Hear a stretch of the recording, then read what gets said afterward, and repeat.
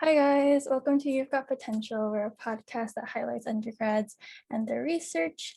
And today we have Mahek with us, and she's a genetics major and she's doing research right now. So Mahek, would you like to introduce yourself and a little bit about your work? So I'm Mahek and I'm a junior. As Monica said, I'm a genetics major and a psych minor. Right now, I'm a part of the Ellison lab and they're a computational genetics lab. So my specific research is on the analysis of genomic sequencing data, and it's related to transposable elements. So transposable elements, or TEs for short, are an example of a genetic incompatibility between two species. And they basically insert like genetic variation into different species DNA. And this can lead to the formation of new species as well. So what my research is intending to explore is whether these transposable elements, or TEs, play a role in speciation. And we're using Drosophila, or fruit flies. We're using two different species, and we're trying to see if the different transposons in each species play any role in as to why they are different species, and also to see how other species can form as well. So how come your lab chose to pick these two Drosophila species? So we use these two species because they are closely related enough as to where they can accept each other as mates and actually have offspring, but then their offspring aren't able to reproduce, so they're not viable, which is why we chose these two species. I'm very intrigued as to how did transposable elements enter the speciation picture? Like what inspired looking into transposable elements as like this nexus between a species turning into another? Yeah, so reproductive isolation is just like, a general term for different things that differentiate species. So the fact that one species can't mate with another, or in the case of the two species we're using, they can mate, but their offspring are sterile. So reproductive isolation could mean physical barriers, like species separated by mountains or oceans. And Charles Darwin does, obviously Charles Darwin's work has explored all these topics. And you can focus on the physical barriers, but there's also intrinsic genetic barriers, and transposable elements would be one of those genetic barriers because they are almost like genomic parasites that can go into a genome and basically create variation in it. And that can lead to species becoming different and forming new species. Thank you. Just to kind of elaborate on a point you mentioned about transposable elements, since I don't think it was fully made clear, transposable elements can reproduce on their own, independent of the rest of the genome, correct? Yeah, so they're kind of like parasites or a genomic virus kind of in a way. So how did you approach this kind of study? How do you determine, oh, transposable elements are doing this cool stuff? Yeah, so when I joined my lab last year, and I was partnered with a graduate student who was working on research related to transposable elements, and I kind of just joined him, and he became my mentor basically throughout the research because I didn't know pretty much anything about this topic. I just had experience with computational genetics because of a class I took freshman year. So I learned from him how, and I got literature about transposable elements from Dr. Ellison, and just generally searched it up myself and read about it. And then with the help of Matt Lawler, that's his name, the graduate student I worked with, I basically learned how transposable elements work, and kind of had my own project that stemmed from the research he was doing as well. Could you maybe elaborate on what computational genetics is and how it sort of fits into your research project? How is it, like some methods and how it's accomplishing what you're describing? Yeah, So computational genetics, I also didn't even know that this was like a field that I could explore before freshman year when I took the class. So I learned through the class that it's basically an integration of biology and computer science. I had minimal experience with coding before I took the class, and during the class I learned how to use Python and specifically BioPython to basically do the things that we need for biology, but through the means of computer science and coding. So computational genetics basically is a field where you can use softwares like BioPython, and there's many more, to run big tasks like going through genomes, looking for specific mutations in genomes, or looking for these transposable elements in genomes, and run like large amounts of data through programming and coding, and ultimately find what we need for the biological data as well. Did you get the opportunity at all in the past year, despite it being online, maybe to present your work either to your own group, like at the end of a semester, or at some sort of a research symposium? And if you did, how was that experience? Yeah, so I actually joined my lab through the Arresti research program, and they have a symposium at the end of, so it's 2 semesters, and at the end of the 2 semesters, there's a symposium. So that's where I like made my poster, my digital poster, and presented my research. It wasn't like a live presentation, it was a recorded video that I had to do, and it was very short. So that was really hard to put like all the years research, especially like coming from nothing to like making, all the progress and learning all the new information, and then having to shorten it into, I think it was like 2 or 3 minutes long. So it was really, really difficult to do that. And I think I was also afraid that I was trying to say too much. And I think that's where I learned a lot, was editing down information and like just figuring out how can I say this in the most efficient and shortest possible way. So I think that's a really important skill that I learned through the presentation aspect. But definitely like presenting research is probably like my favorite part about it. Even when I did like science fairs in school, I'd always look forward to the presentation part, because I just think like it's just so like nice when you can like share what you're doing, because for so much of it you're just like working on it by yourself or with your lab, but then now like you're introducing it to someone who in a lot of cases doesn't know anything about it. So I definitely enjoyed the presentation aspect. I just wish that I had more time, and also maybe like a live presentation, because like just talking to the computer is just harder. Yeah. I would like to take a little step back and going back to the project, back to the research. So you mentioned that these are 2 different Drosophila species that you guys are studying. And I quickly skimmed the abstract, and something that I'm not sure I understood is, do these 2 species tend to interact in the wild, and do they mate in the wild too? Or are you doing your studies to understand if transposable elements are this kind of natural barrier that evolutionarily favored speciation? So I'm not sure too much about how they interact in the wild, but I do know that if they do mate, then they're able to have offspring, but then again, the offspring are sterile. So that's like the main question that we're trying to look at through the transposable elements, is that are the transposable elements playing a role in the 2 species having offspring that are sterile? So we're looking at the offspring as well, and seeing if the transposable elements are present in them. And that's also like in the abstract where I'm talking about like the F1 offspring, you can see like the difference in whether they have, like the 2 species are Drosophila triaria and Drosophila auraria. So you can see differences when the male parent is auraria versus the female parent is auraria, and the male parent is triaria versus the female parent is triaria.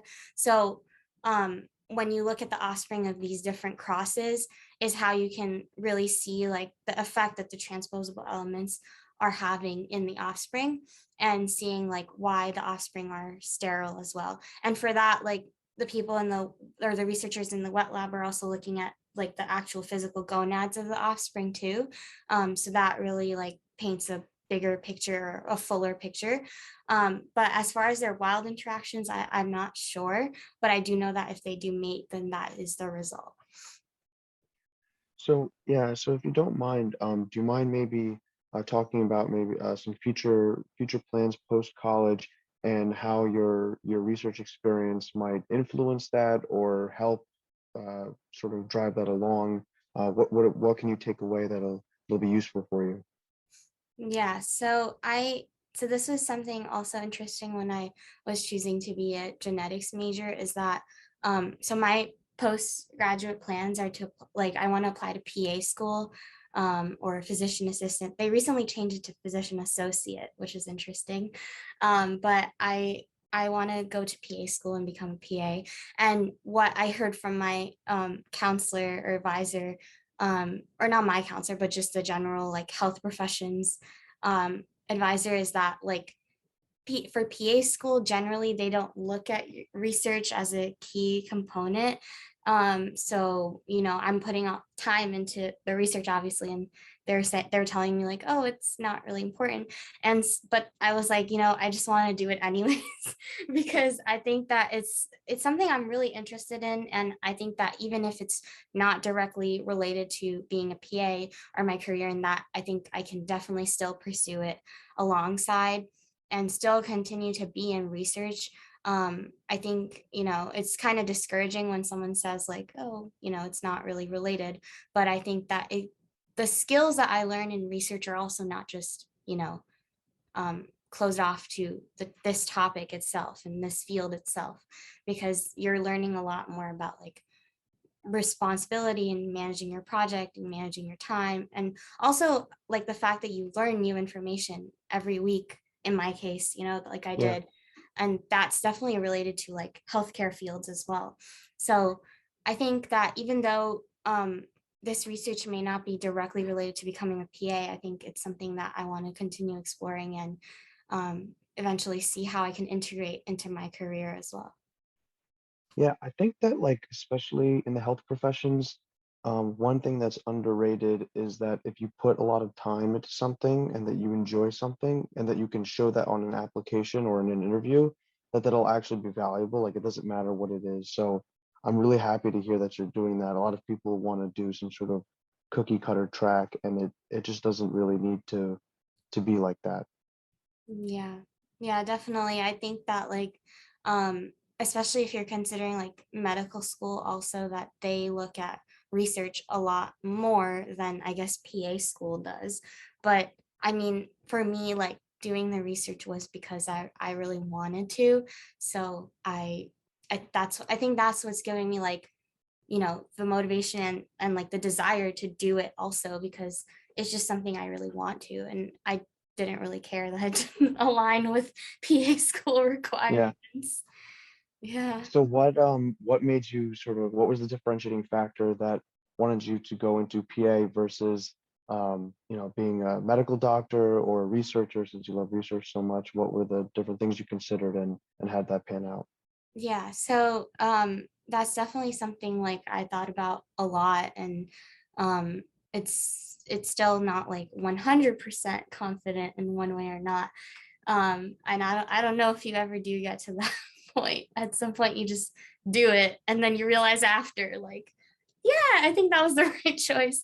But in terms of like between being a physician or a physician assistant, like I really thought about the kind of um work-life balance I wanted and the type of lifestyle I wanted. So I know that with PAs, you're able to like make your schedule kind of if you want to have like 3 12-hour shifts, or if you want to do a regular 9 to 5. And I think that was really important for me. I mean, in terms of the responsibilities that those two professions have, it's pretty much the same. Like PAs do exactly the same thing that physicians do. And obviously it depends on the specialty, but then again, PAs don't have like a specific specialty. They can move around and kind of go wherever they want. They can work in a hospital, a clinic, they can be in derm, one day, and not one day, but they can be in derm for part of their career and then decide to do something else, because they are like trained generally kind of. So I think that that also was a motivating factor, because I wanted to explore as much stuff as I could. And I think that the flexibility that being a PA gives you isn't the same as being a physician. So I think that was one of the main factors as well. And then I also recently began shadowing a PA, and he's in cardiology. And I really like kind of the way his day goes. Like he gets to see patients like just for normal checkups or like blood pressure checks or things like that, but he also does stress tests. And I know that PAs get to do a lot of medical procedures, but they also get to see patients like for normal checkups. And obviously that's something a physician does too, but I think that being a PA really suits me and what I want more than being a physician. And I think that anybody who's considering the two needs to put a lot of time and hours to look into what they do and try to actually like talk to someone who is a PA and is a physician. And it's a really hard thing to do, but I think that I've for the most part figured it out. And then for research, I think that I do really enjoy research and I'm passionate about it, and I definitely want to integrate it into my career. But I think the reason why I didn't choose it to go into it as a researcher or like for postgraduate plans is because I think I definitely need like the in-person interaction that being a healthcare provider gives you, having the one-on-one contact with a patient and just working with different people on a daily basis. I think I thrive off of that, and I'm definitely like more of a people person. And I think that just that type of environment is what I'll do best in. I think research, you definitely meet a lot of people and you have a lot of in-person interaction and collaboration.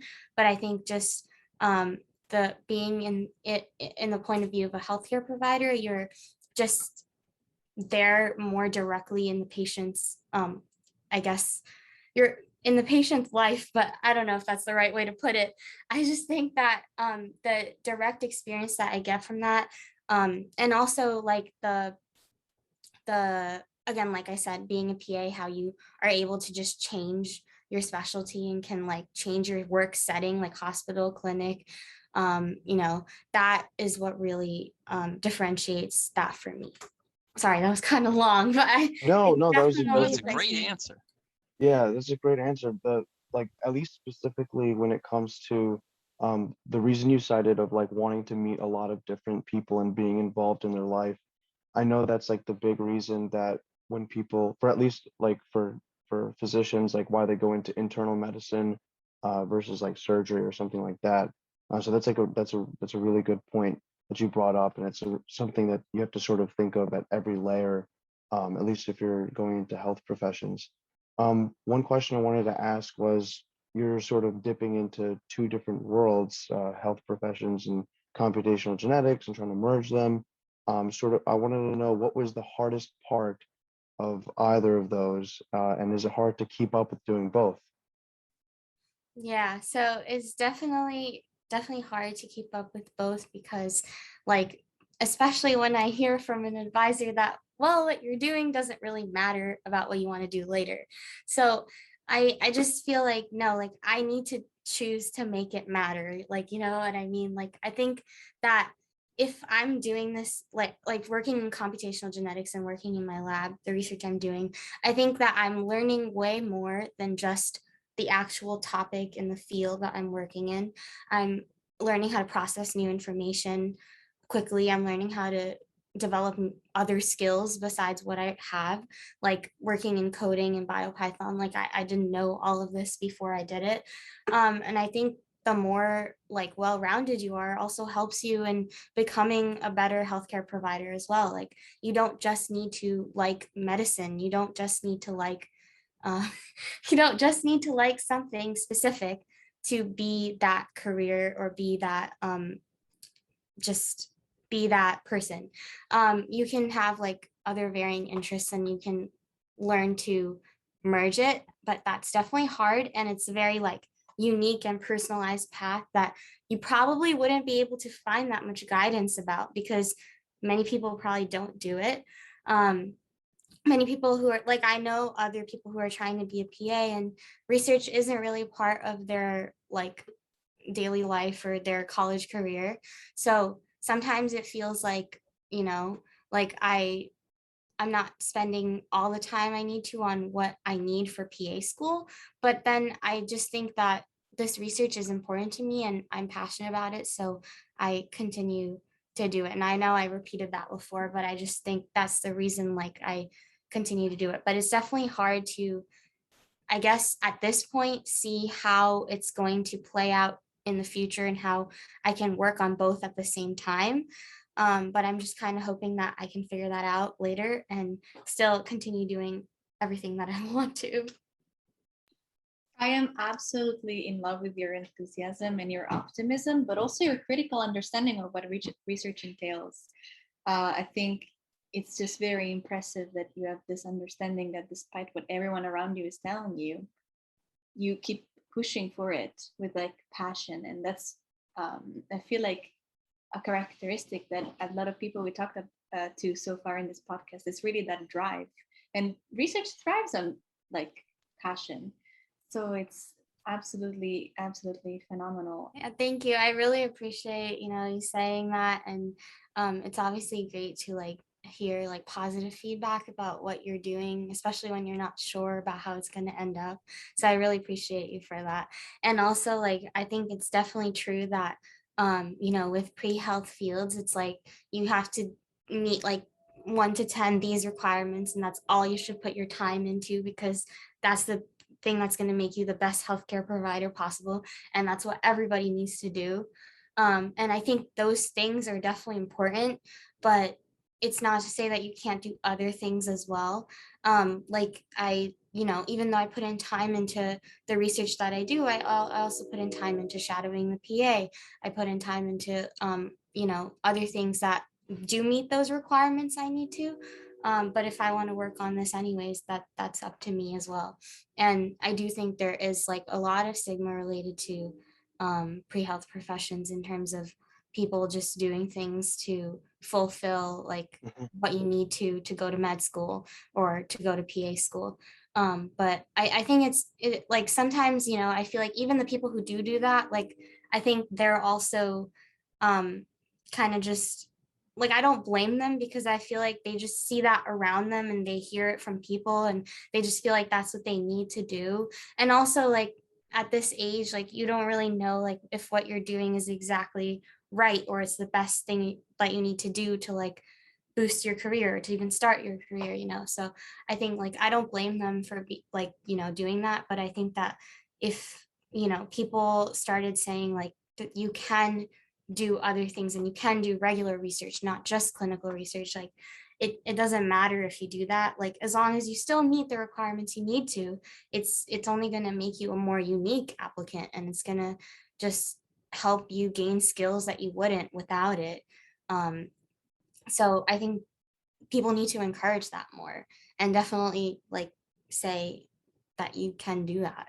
Do you have any, like, outside of science, do you have any interests or hobbies that sort of make you you? That's a great question. I definitely have like other hobbies. Like I played tennis throughout high school.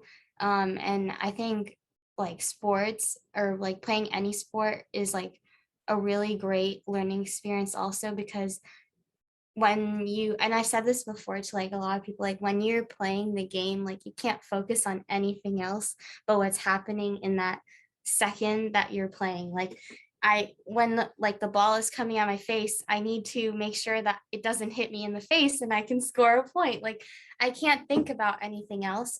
And I think like a lot of times college students and everybody in general has like a million things going on in their brain at once.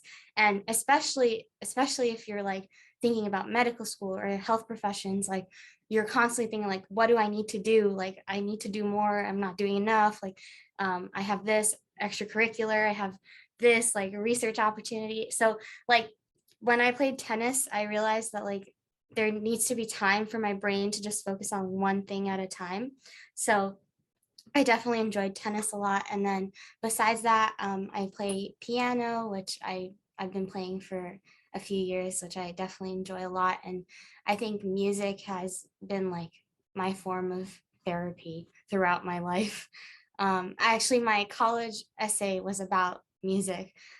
So that's definitely one of my passions as well. I would like to thank you so much for taking the time to be here with us today. It was absolutely a privilege to get to know you as a scientist, as an aspiring healthcare provider, and as a very well-rounded person who thinks very critically about the things that she does. And that's so inspiring and refreshing. And as I mentioned earlier, research thrives off of people like you. So thank you so much for being here today. I wish you all the best for your future, for your research, for the rest of your academic life. And yeah, thank you so much. Thank you. Thank you so much for like giving me the opportunity to come here and like talk about this. Like honestly, this is so cool. Like this is like the coolest thing I've ever done. Like honestly, you guys are so sweet. Like I don't know how to take all the compliments. It's just really it's been really nice, and I love that you guys have like so many questions and interesting like questions and topics to talk about, and like making me think of things that I didn't think about before. And like even like me myself questioning like, oh, how do I really feel about this, and sharing that with like you guys and everybody who listens. I think that's really, really cool, and you guys are all awesome. That was very sweet of you to say as well. But yeah, I think you're one of the most mature guests that we've had on the podcast. But even though I one of the youngest, I think you're a junior. But yeah, you really have a good understanding of what you're doing, what you want, which is like something a lot of people struggle with. But yeah, knowing what you want and pursuing that regardless of what other people who, I don't know if they should have their qualifications that they do, but that other people are saying to you, and just being like, okay, well, I'm just gonna do this anyways, and you can all like brush off and like stay over there. But yeah, that takes a lot of grit, a lot of like character, which is something that is rare at this age. So props to you for like being who you are, honestly. And like I'm sure you've realized this, and you've like noticed all the potential that you have, but just in case you ever forget, for you and our audience, just know that you've got potential, and you can always come back to us as that reminder.